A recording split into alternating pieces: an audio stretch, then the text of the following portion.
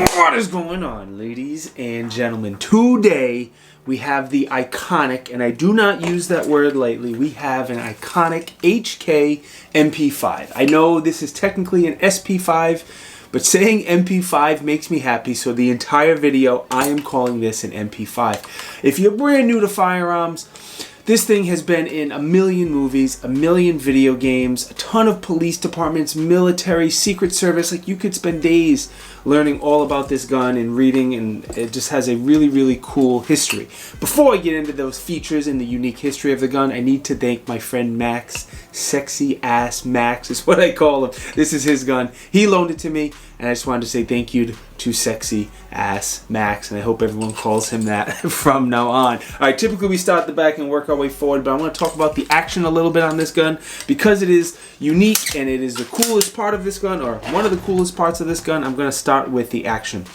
It's a roller delay blowback, a roller delay gas system, and if you've ever shot this gun, you'll understand and appreciate how soft it shoots. If you ever shot this gun in full auto, you will really understand how flat and how nice these guns shoots. That roller delay is significantly nicer. Like most pistol caliber carbines, sub guns, especially less expensive ones, use a direct blowback. Direct blowback will pretty much use the pressure from the cartridge to shoot the round, obviously, and to blow that bolt to the rear. They're inexpensive.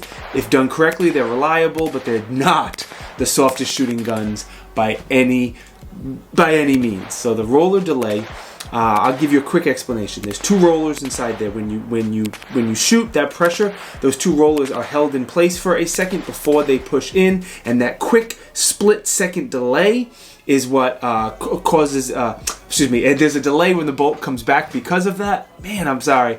And that's what makes it a much softer shooting gun. It's a very, very quick 2-second thing.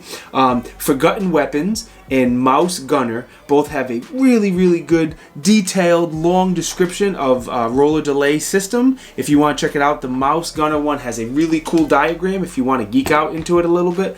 And both their channels are on YouTube, and they have a much more detailed description. Anyway, let's get into this. The gun. This particular one is from Gearhead Works.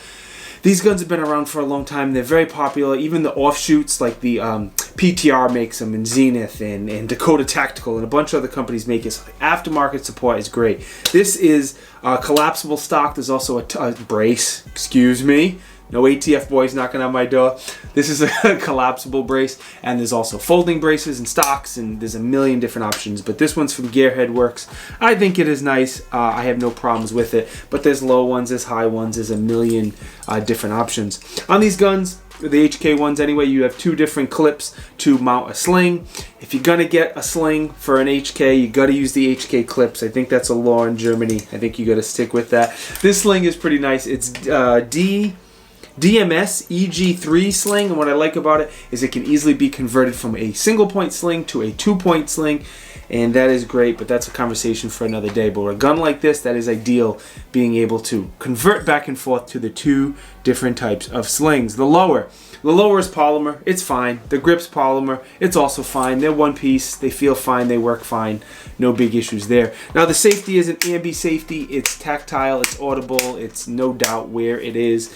It'd be a little nicer if this gun had another position, so you did the 3-round burst of full auto, but we can't have those, so that's okay. This particular version of the MP5, of the SP5, is an extended safety, much easier to reach. Some of the original or older or different versions have a much smaller safety that's much harder to reach, but this one is pretty good. Now, the trigger is average, but for what this gun is, it's not something you're going to be reaching out 1,000 yards. It's a close-up personal defensive gun. The trigger's fine for what it is, but just know if you want to get one of these guns, this is not your $300 really nice flat-face single-stage Geisley trigger. That is not what this trigger is. There's not much take-up to the initial wall, but that wall is a little long and spongy, and it is tactile. It's an average trigger.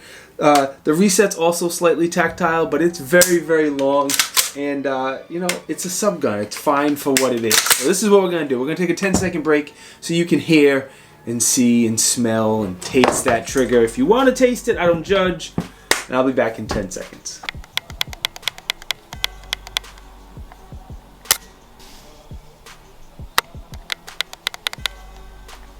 Like I said, average trigger, magazines. I almost said SIG magazines. Wow. HK magazines. The HK brand ones are a little on the expensive side, north of $60, but they're very reliable and they are very, very easy to load. There's a ton, again, for everything for this gun. There's a ton of aftermarket support. If you want less expensive options, especially if it's a range option, they are out there. Now, we're going to spend a minute and talk about reloading this gun and the magazine releases and all that good stuff, because there is a lot going on. It has two different magazine releases. Most people use this paddle style magazine release right near the magwell. Speaking of the magwell, it's not great, it's not big, it's not flared. Look at me talking smack about an MP5. There's a second mag release over here that you're not going to reach it unless you have like 22-inch long fingers. It's just way, way out of the way. Look at me talking more smack about an MP5. You could do it. I just didn't come around the magazine if you wanted to. Doesn't make the most sense to do it that way. Now, this gun does not have a last round bolt hold open, so the bolt does not lock to the rail like your AR-15 does. So you have a couple different choices. I think the fastest way to do a reload, the gun goes dry, you lock the bolt to the rail. You take the old magazine out, throw it on the ground somewhere, you put the new magazine in, and then you could do the HK slap. Again, not the fastest. Tap that charging handle, send the bolt forward. That's how I used to do them, and I think that's the fastest way. What I practiced with this one a lot was something I saw from Travis Haley. He did something to the effect of, I think he grabbed the fresh magazine first or took the empty one out, whatever, and then all he did was whack that charging handle. That might be a little bit faster. The only concern I have is if it is a fully loaded magazine and the bolt's closed, it may not be the easiest to get in there. But hey, you have two options. Practice and see which one works from you and go from there.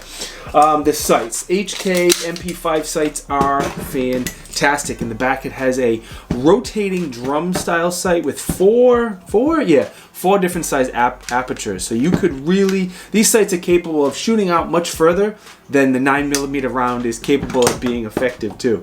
Front sight is good as well. It's hooded, so it's protected, which is good. The blade inside there is very, very small, so it's easy to do to take very, very precise shots. Now this one, I'm sure you noticed, has an optic on here. Sexy Max put a aim point optic on here, which is bomb proof just like the gun. It is on a B&T mount. These mounts for these guns are a clamp style mount. They don't have any Picatinny rails, but they are a very solid lockup if you get a good mount like the B&T, and I think this is a very, very good choice for an optic on this particular gun. The handguard has also been replaced by sexy ass Max. He's gonna kill me for calling him that. The factory handguards they come with are very iconic, and I think they look good, but they don't have any way of hooking on a light, a laser, a doohickey, whatever you want to run on it. So a lot of people will hook up a M-lock or a Picatinny type rail here. I actually like the Picatinny here. It feels good. A traditional quad rail I don't love. Those are very, very big, but this feels very, very good. He put a hand stop out in the end so you don't put your hand in bad spots, but this handguard feels very, very good. Now let's talk a little bit about the charging handle. That's probably the coolest feature on these MP5s. Everybody loves to do the HK slap, and I am no different. I did the HK slap a whole bunch. It's not a reciprocating charging handle, which is great, so you can put your, I like to put my hand right over it as I shoot. It's very controllable. The winding way up and doing an HK slap is not the fastest way of loading it. This thing only really needs just a little tiny nudge.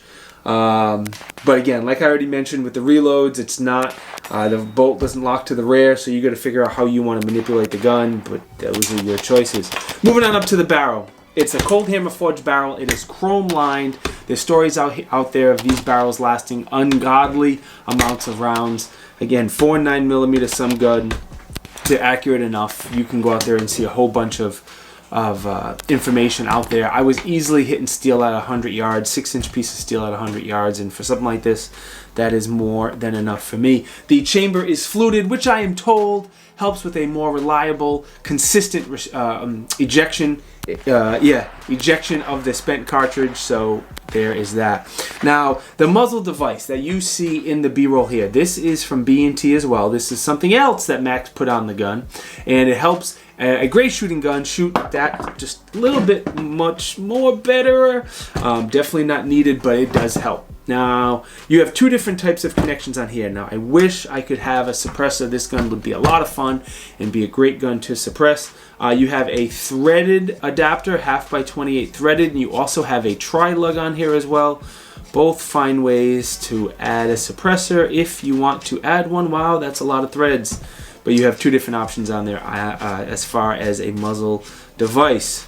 Alright, what else do we want to talk about? Testing now. I'm going to try to be quick with the testing, but let's get into the testing.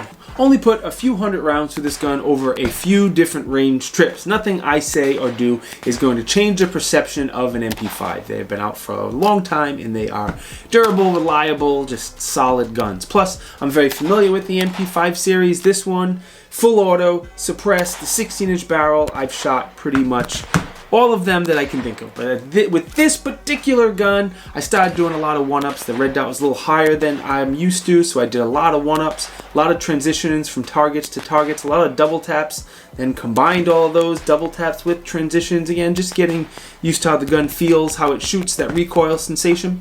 I tried doing some really cool guy concealed carry, secret squirrel kind of stuff with my new coat from Valhalla Tactical, and I failed miserably. I was trying to get the MP5 under my coat and rip the coat away and shoot, and no fault of the gun or the coat, 100% fault on my skills, but it was fun playing around.